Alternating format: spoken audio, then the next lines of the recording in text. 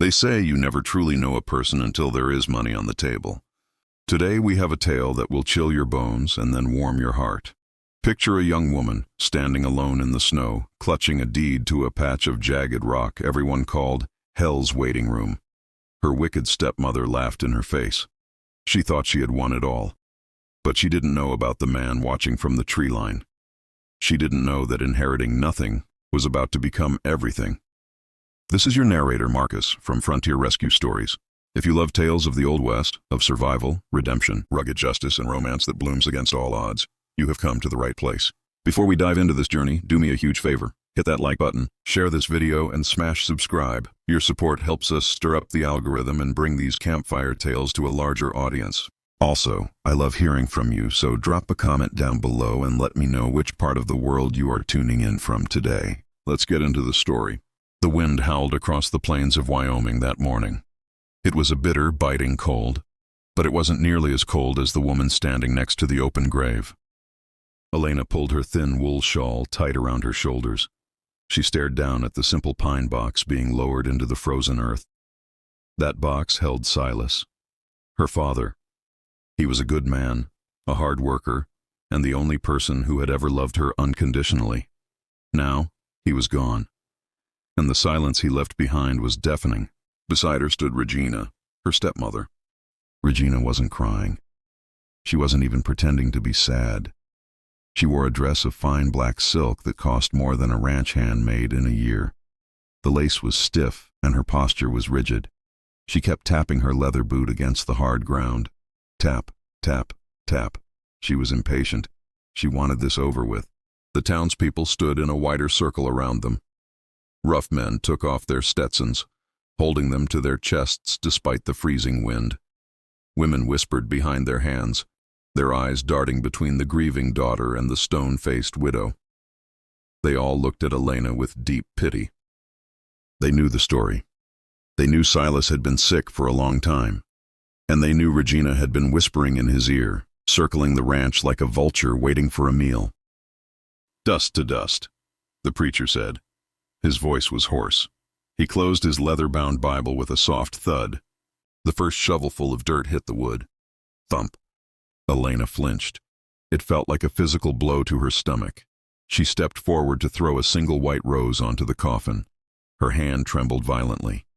"Goodbye, Papa," she whispered. Her voice cracked. Before the rose even landed, Regina turned around. She didn't look at the grave. She looked straight at the lawyer, Mr. Henderson, who was shivering by the gate. "It's done," Regina said. Her voice was sharp. It cut through the respectful silence of the graveyard like a butcher's knife. "Let's not freeze to death out here for sentiment. We have business to attend to. Read the will, Henderson, immediately." The drive back to the ranch was silent, but the air inside the main house was suffocating. Regina didn't waste a second. She marched straight into Silas's study and sat behind his massive oak desk. That had been his spot for 30 years. Now she looked like a queen claiming a captured throne. She poured herself a stiff drink and motioned for the lawyer to begin. Elena stood by the door. She didn't want to sit. She felt like a stranger in the home she was born in. Mr. Henderson cleaned his spectacles. His hands were shaking just a little bit. He cleared his throat and began to read. The legal words were dry and dusty, but their meaning was clear as a bell. "To my wife, Regina," Henderson read, "I leave the Silver Creek Ranch. I leave the entirety of the cattle herd, the horses, and all funds currently held in the Cheyenne Bank." Regina took a slow sip of her drink. She didn't smile. She just nodded as if this was the only logical outcome in the world. She had won. She had the kingdom. Elena looked down at her boots. She hadn't expected the ranch. She knew Regina had twisted Silas's mind in those final sick months, but she hoped for something. Maybe a small savings bond. Maybe the old cabin by the creek. Henderson paused. He looked at Elena with sad, tired eyes. He took a deep breath before reading the next line. "And to my daughter, Elena, I leave the deed to the northern acre." The room went deadly silent. The northern acre. Elena's head snapped up. "The northern acre?" she repeated. "But that's just rock. It's the canyon up in the foothills. The locals call it the Devil's Throat." It was a desolate stretch of land, high elevation, rocky soil, covered in snow for 8 months of the year. You couldn't run cattle there. You couldn't grow crops there. It was a wasteland. A sound broke the silence. It started as a low chuckle, then grew into a cackle. Regina threw her head back and laughed. It was a cruel, high-pitched sound that bounced off the wood-paneled walls. "Oh, Silas!" Regina wiped a tear of mirth from her eye. "He left you nothing. He left you a pile of frozen rocks." She pointed a manicured finger at Elena. "He truly was senile in the end. He gave the gold to me, and he gave the garbage to you." Regina's laughter stopped as quickly as it had started. The amusement drained from her face, replaced by a look of pure ice. She leaned forward across the desk. The wood creaked under her weight. "Well," Regina said, her voice flat, "you heard the man. You have your land. Go live on it." Elena blinked, stunned. She took a step forward, her hands trembling. "Regina, it's winter. The radio says there is a storm coming tonight. I can't go up there today. The shack on the Devil's Throat. It hasn't been used in decades." "This is my house now," Regina snapped. She slammed her hand on the desk. "My ranch. My rules. I don't want you here. I don't want to see your face at breakfast. You have 1 hour to pack your things and get off my property." 1 hour. That was all 18 years of life amounted to. Elena didn't argue. She knew it was useless. Arguing with Regina was like shouting at a rattlesnake. It only made the strike come faster. She turned on her heel and walked out of the study. She went to her small room in the attic. She grabbed a worn canvas sack. She moved quickly, fueled by a mix of fear and anger. She packed 2 woolen dresses, a sturdy pair of trousers, a box of matches, and a small hunting knife her father had given her when she was 10. On her way out, she stopped by the coat rack in the hallway. Hanging there was Silas's heavy buffalo hide coat. It was old. It was heavy. It smelled of pipe tobacco and pine needles. Elena took it. She wrapped it around herself. It swallowed her small frame, but it felt like a hug from the grave. It was the only warmth she had left. As she reached the front door, Mr. Henderson, the lawyer, stepped into her path. He looked nervous, checking over his shoulder to make sure Regina wasn't watching. "Miss Elena," he whispered. He pressed a thick, sealed envelope into her hand. "Your father? He gave me strict instructions. This wasn't part of the public reading." Elena looked at the envelope. On the front, in her father's shaky handwriting, were the words, "Open only when you stand on your own soil." "Thank you," she said softly. She tucked the letter into the deep pocket of the buffalo coat. She opened the heavy oak door and stepped out into the howling wind. Behind her, she heard the lock click shut. Elena didn't look back. She knew if she turned around and saw the smoke rising from the chimney of her childhood home, she might break down right there on the porch steps. So, she kept her eyes on the horizon, specifically on the jagged gray peaks looming in the distance. The walk started easy enough. The main road leading away from the Silver Creek Ranch was packed dirt, but after 2 miles, the road ended. The easy life ended with it. To get to the northern acre, she had to leave the valley floor. She had to climb. The trail to the Devil's Throat wasn't really a trail at all. It was an old deer path that wound its way up through the scrub brush and pine. As Elena climbed, the air changed. It grew thinner. It grew sharper. The snow at the ranch had been a light dusting. Up here it was shin-deep. The wind picked up, screaming through the narrow passes. It threw ice crystals against her face like tiny needles. Elena pulled the collar of her father's buffalo coat up over her ears. The coat was heavy, dragging on her tired shoulders, but it was the only thing standing between her and hypothermia. Her boots, sensible for ranch work, began to soak through. Her toes went numb first, then her fingers. She trudged on for hours. The sun began to dip low, painting the sky in bruises of purple and gray. That was when the realization truly hit her. Regina hadn't just kicked her out. She had sent her to die.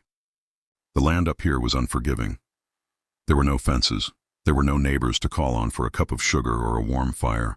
It was just rock, ice, and silence. Elena crested a steep ridge and stopped, gasping for breath. Below her lay the canyon known as the Devil's Throat. It looked like a scar on the face of the mountain. It was a narrow, shadowed valley filled with twisted trees and tumbled boulders.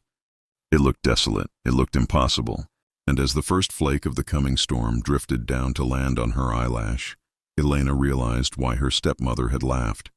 This wasn't an inheritance. It was a graveyard. Elena stumbled down the rocky slope, her boots sliding on loose shale. She reached the bottom of the canyon just as the last light of day faded from the sky. There it was, her inheritance. It wasn't a house. It wasn't even a cabin, really. It was a shack that looked like it was tired of standing up. The roof was sagging in the middle like a broken spine. The front door was hanging off one hinge, swaying gently in the wind. Creak, thud, creak. Elena stepped inside. The air in the shack was colder than the air outside. It smelled of damp rot and old animal droppings. There was a rusted iron stove in the corner, but the stovepipe was crooked, disconnected from the ceiling vent. She looked around the single room, a broken table, a chair with 3 legs, a mattress in the corner that had been chewed apart by mice. This was it. This was what her father thought she was worth. Panic started to rise in her chest. It felt like cold water filling her lungs. She needed heat. If she didn't get a fire going, she wouldn't wake up in the morning. She rushed outside, gathering handfuls of pine needles and fallen branches from the snow. Her hands were so numb they felt like blocks of wood.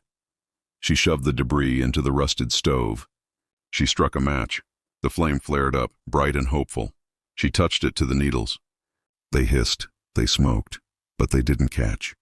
The wood was soaked through from the damp canyon air. She tried again, and again. Strike, hiss, smoke, nothing. Elena dropped the matchbox. She fell to her knees on the dirty wooden floor. The despair finally broke her. "Why, Papa?" she screamed into the darkness. Her voice echoed off the cold stone walls. "Why did you do this to me?" There was no answer, only the wind whistling through the cracks in the walls. She curled into a ball on the floor, pulling the buffalo coat tight. She was freezing, she was alone, and for the first time in her life, she was truly hopeless. The darkness in the canyon didn't fall, it collapsed. 1 minute the sky was a bruised purple, and the next it was pitch black. Elena lay shivering on the floor, wrapped in the buffalo coat. The cold was a physical weight, pressing down on her chest. But soon, the cold was the least of her worries. It started with the snap of a twig, crack. Then came the breathing, low, wet, and rhythmic. Elena held her breath. The sound was coming from right outside the shack. Through the gaps in the rotting wood planks, she saw movement. Shadows darker than the night were circling the clearing. A low growl vibrated through the air. It wasn't a dog. It was deep, guttural, and hungry. Wolves, or maybe a pack of mountain coyotes. Up here, the difference didn't matter. To them, she wasn't the owner of the land. She was just meat that had been delivered to their doorstep. The broken door swayed in the wind. Creak. A pair of yellow eyes appeared in the opening. A snout wet and scarring pushed the door wider. The wolf sniffed the air, smelling the fear. It took a step inside the shack. Its claws clicked on the wooden floorboards. Elena scrambled backward, pressing her spine against the cold iron stove. She fumbled for the small hunting knife in her pocket, but her frozen fingers couldn't grip the handle. She dropped it. Clatter. The wolf's ears twitched. It lowered its head, preparing to spring. Elena squeezed her eyes shut. "Please," she whispered. Boom! The sound was louder than thunder. A muzzle flash lit up the doorway for a split second, blindingly bright. The wolf yelped, a short, sharp sound, and collapsed to the floor, sliding lifelessly toward Elena's boots. Silence returned to the canyon, ringing in Elena's ears. Slowly she opened her eyes. The smoke from the gunshot drifted through the open door. And there, standing in the threshold, blocking out the starlight, was a figure. He was massive. He wore furs that made him look more bear than man. He held a long rifle in one hand as easily as if it were a twig. He didn't say a word. He just stood there, breathing steam into the freezing air, looking down at her. Elena pressed herself harder against the cold iron of the stove, her heart hammering against her ribs like a trapped bird. She didn't know if this man was a savior or a worse kind of danger than the wolf. The stranger stepped fully into the shack. The floorboards groaned in protest under his heavy boots. He didn't look at Elena. He looked down at the dead wolf. He bent over, grabbed the beast by its scruff with one gloved hand, and effortlessly dragged it to the side of the room. Then he turned his attention to the stove. He saw the charred, wet pine needles. He saw the unlit wood. "Green wood," he grunted. His voice was like grinding stones. "You're trying to burn water, girl. You'll freeze before you get a spark." He reached into a pouch on his belt and pulled out a handful of dry kindling, birch bark and seasoned twigs. He shoved them into the stove, struck a match on his thumbnail, and within seconds, a fire was roaring. The warmth hit Elena's face, bringing tears to her eyes. She finally found her voice. "Who are you?" she stammered. "What are you doing here?" The man stood up. In the firelight, his face was a map of scars and weather-beaten skin. His beard was thick and gray like old moss. "Name's Gideon," he said. He leaned his rifle against the wall and looked at her. His eyes were dark, intelligent, and completely unreadable. "And I am not trespassing. I've been waiting." Elena frowned, confused. "Waiting? For who?" "For you," Gideon said. "Silas told me you'd come. He told me the day would come when that woman would chase you off the ranch." Elena's eyes went wide. "You knew my father?" "I knew him before he was a rich man. Before the suits in the big house," Gideon replied. He pulled a wooden chair over to the fire and sat down, staring into the flames. "We made a pact, him and me. He made me promise that if you ever ended up on this rock, I'd come see you." Elena felt a surge of relief. "So, you're here to take me back? To help me get my inheritance?" Gideon chuckled. It wasn't a happy sound. He looked at her, his gaze piercing. "No," he said flatly. "I am not here to carry you down the mountain, Missy. I am not a nanny. I'm here to see if you've got enough grit to survive the night. Because if you don't, the wolves will be back. And I only had one bullet to spare." The fire popped and hissed, sending showers of orange sparks up the crooked chimney. The warmth began to seep into Elena's bones, chasing away the numbness. But Gideon's words left a different kind of chill in the air. "See if you have the grit." Elena looked at the mountain man. He was whittling a piece of wood with a knife that looked sharp enough to shave with. He seemed to have forgotten she was there. She reached into the deep pocket of the buffalo coat. Her fingers brushed against the thick paper envelope. The letter. "Open only when you stand on your own soil." "Well," she whispered to herself, "I'm standing on it." She tore the seal. Her hands were still shaking, making the paper rattle. Inside was a single sheet of stationery, covered in her father's looping, hurried scrawl. "My dearest Elena, if you are reading this, then I am gone, and Regina has shown her true colors. I am sorry, my girl. I was weak. I let a snake into our home, and by the time I realized the poison she carried, it was too late to cut it out without destroying everything. I couldn't leave you the ranch. She would have fought you for it until you were penniless or worse. I had to give you something she wouldn't want, something she would laugh at. The world sees the devil's throat as a curse. I see it as a fortress. It is hard, Elena. It is brutal. But it is yours. And it holds a future that the ranch down in the valley can never offer. I cannot give you an easy life. I can only give you a chance. Trust the man in the furs. I saved his life once. He owes me a debt. He won't do the work for you, but he won't let the mountain eat you whole, if you are willing to learn. Make this land your own. Make them regret laughing. Love, Papa." Elena lowered the letter. A tear traced a hot path through the soot on her cheek. She looked up at Gideon. He was watching her now, his knife still. "He said you owed him," Elena said, her voice stronger than before. Gideon grunted. He sheathed his knife. "I do, but debts are paid in sweat, girl, not in charity." He kicked a log further into the fire. "Sleep now. Tomorrow, the real work starts." The sun didn't rise gently over the devil's throat. It pierced the canyon like a spear. Elena woke up stiff. Her neck hurt, her back hurt, and her stomach was growling like a cornered badger. She looked around. Gideon was already up. He was outside, sharpening the axe on a whetstone. Shh, shh. He didn't offer her breakfast. He offered her the axe. "Roof leaks," he said, pointing to the sagging beams. "Fix it before the next snow, or you won't wake up next time." That was how the next few weeks went. It was a brutal education. Gideon wasn't a teacher. He was a drill sergeant in buckskins. He taught her how to strip bark from the pine trees to patch the holes in the shack's walls. It was sticky, messy work. Her hands, once soft from a life of books and riding horses, became covered in blisters. Then the blisters popped. Then they bled. And finally, they turned into calluses as hard as leather. He taught her how to set snares for rabbits. "You're too loud," he would scold her as she trampled through the brush. "You walk like a cow, walk like a cat." Elena failed, a lot. She missed shots. She tied knots that slipped. She burned the stew, but she didn't quit. One afternoon, she was chopping wood. The axe felt lighter than it had a month ago. She swung it with a grunt of effort, splitting a seasoned log clean in two with a single strike. She looked up, wiping sweat from her forehead. Gideon was watching her from the porch, smoking his pipe. He didn't smile. He didn't clap. He just nodded once. That night, over a dinner of rabbit stew that Elena had caught, skinned, and cooked herself, the silence between them changed. It wasn't awkward anymore. It was companionable. "You hold the axe good now," Gideon grunted. Elena looked down at her scarred hands. They weren't pretty anymore, but they were strong. "I had a good teacher," she replied. Gideon looked at her, his eyes twinkling in the firelight.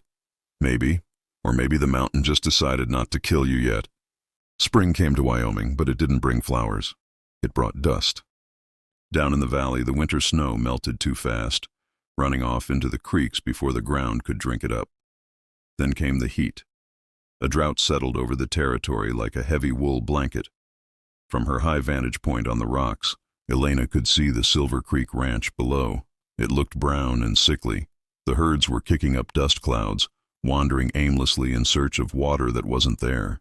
But up in the Devil's Throat, something strange was happening. While the world below dried up, the air around the shack remained cool. The scrub brush was green. "Grab your lantern," Gideon said one morning. He didn't have his rifle. He had a coil of rope.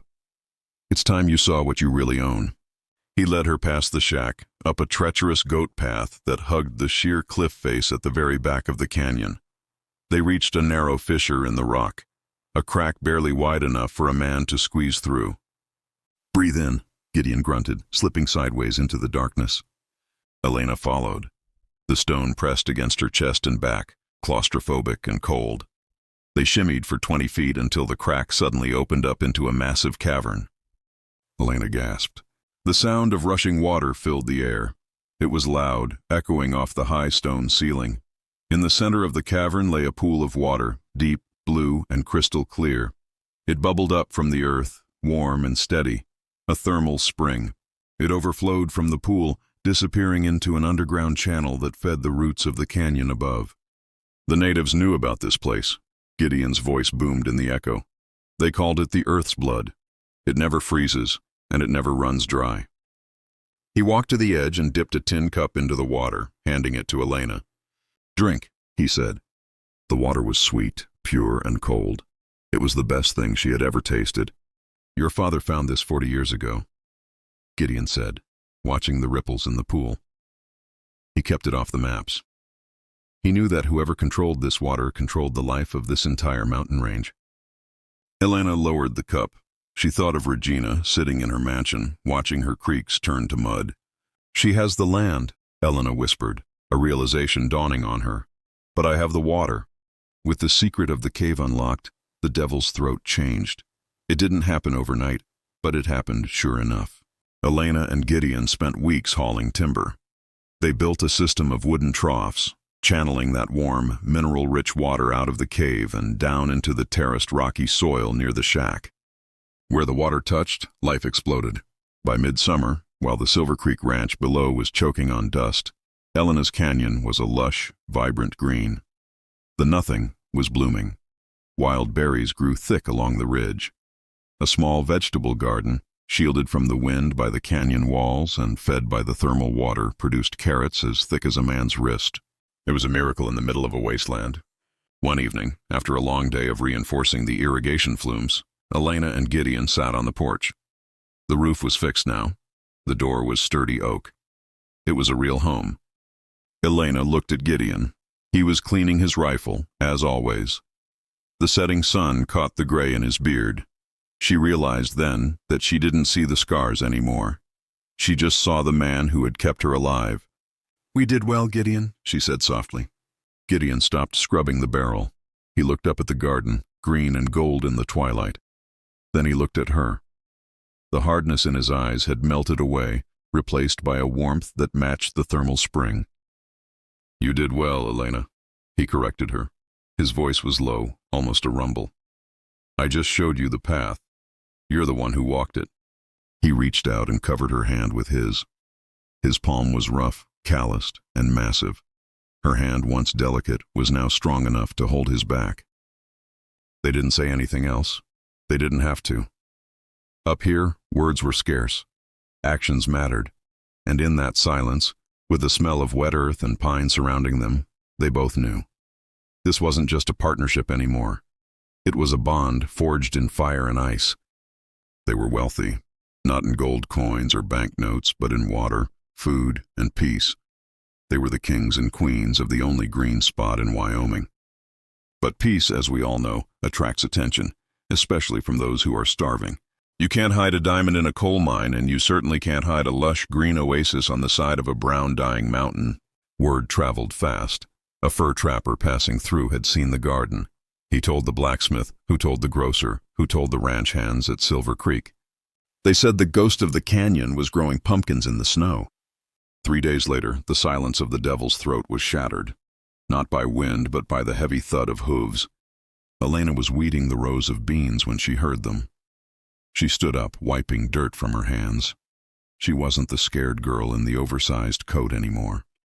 She stood tall, her shoulders squared, watching the riders approach up the narrow path.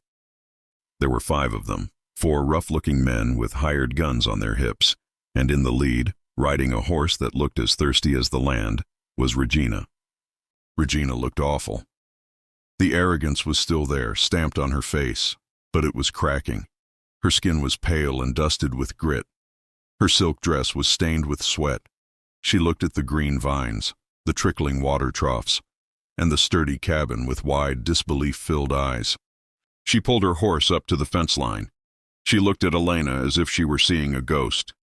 "You," Regina hissed. "You were supposed to freeze. You were supposed to be gone." Elena walked to the gate. She didn't open it. "Hello, Regina. You look parched." Regina's eyes snapped to the water trough bubbling with crystal-clear liquid. She licked her dry lips. The desperation in her eyes was terrifying. It was the look of a drowning woman who would pull anyone down with her to survive. "This is a mistake," Regina announced, her voice trembling with rage. "This water, it runs down to the valley. That means it belongs to the Silver Creek Ranch. It belongs to me." She signaled to the men behind her. They shifted in their saddles, hands drifting toward their holsters. "Open the gate, Elena," Regina commanded. "We are taking this land back, by law or by force." The air was thick with tension, hotter than the midday sun. One of Regina's hired hands, a man with a scar running down his cheek, nudged his horse forward. He reached a gloved hand toward the gate latch. "Get out of the way, girl," the man grunted. "We're thirsty." Elena didn't move. She didn't flinch. She just stared at him with eyes that had seen the worst of winter and survived. "I wouldn't touch that wood if I were you," she said calmly. The man sneered and leaned down. His fingers grazed the latch. Click! The sound was small, but in the silence of the canyon, it sounded like a cannon shot. Every head snapped toward the porch of the cabin. Gideon stepped out from the shadows. He had his rifle shouldered, the barrel steady as a rock, aimed directly at the scarred man's chest. "You heard the lady," Gideon rumbled. "That gate stays closed." The hired hand froze. He slowly pulled his hand back, raising both palms in the air. He knew who Gideon was. Every gunman in the territory knew the stories. You didn't fight the mountain man on his own ground. Regina's face turned a violent shade of red. "Shoot him!" she shrieked at her men. "Shoot the savage! This is my land. The water flows downhill, that makes it mine." "No, Regina." Elena's voice cut through the screaming. She reached into her pocket and pulled out the folded legal deed. She unfolded it slowly, deliberately. "You should have read the fine print," Elena said, her voice steady and loud. "The deed to the northern acre grants all surface and subsurface rights, including mineral and water sources found therein." She took a step closer to the gate, looking up at her stepmother on the horse. "You own the ranch, Regina. You own the cows. You own the dirt down in the valley. But the water? Elena pointed back toward the cave. The water starts here, and it ends where I say it ends. If you want a drop of it, you don't demand it. You ask for it. The hired men looked at each other. They looked at the rifle in Gideon's hands. Then they looked at the dried-up valley behind them. They weren't paid enough to die for a woman who was clearly wrong. One by one, they turned their horses around. "You cowards!" Regina screamed. "Come back here!" But she was alone, just a woman on a thirsty horse, staring at a queen in her castle. Regina sat on her horse for a long moment, staring at Elena. For the first time, the wicked stepmother looked small. The empire she had schemed for, the cattle she had stolen, the money she had hoarded, none of it could buy the one thing she needed most: water, and more importantly, loyalty. She didn't say another word. She couldn't. She wheeled her horse around and rode down the mountain, disappearing into the dust cloud of the dying valley below. She kept the ranch, but she lost the war. Elena watched her go until she was just a speck against the brown earth. She felt a strange sensation in her chest. It wasn't triumph. It wasn't anger. It was pity. Regina had everything, yet she had nothing. Elena turned back to the cabin. Gideon had lowered his rifle. He leaned it against the porch rail and walked over to the water trough. He dipped a ladle in and took a long drink, wiping his beard with the back of his hand. He looked at Elena. The fierce protector was gone, replaced by the man who had taught her how to survive. "She won't be back," Gideon said quietly. "No," Elena agreed. She looked out over the green garden, the sturdy roof, and the steam rising from the hidden vents of the cave. She thought about her father's letter. Open only when you stand on your own soil. She realized now that her father hadn't given her a wasteland. He had given her a sanctuary. He had given her a chance to find her own strength, away from the poison of the valley. And he had given her Gideon. Elena walked up the steps and sat beside the mountain man. They watched the sun dip below the peaks, casting long golden shadows over their green paradise. "They called this place nothing," Elena whispered, resting her head on Gideon's shoulder. Gideon wrapped his heavy arm around her, pulling her close against the mountain chill. "Folks down there don't know how to look," Gideon rumbled. "To me, it looks like everything." And that, my friends, is where we leave Elena and Gideon, high up in the devil's throat, proving that true wealth isn't about gold.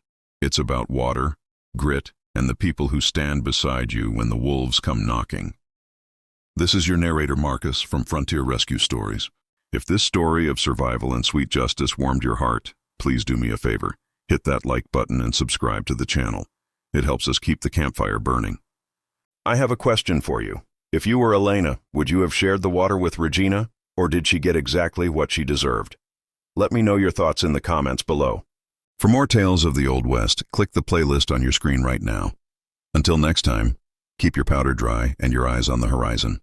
"Folks down there don't know how to look," Gideon rumbled. "To me, it looks like everything."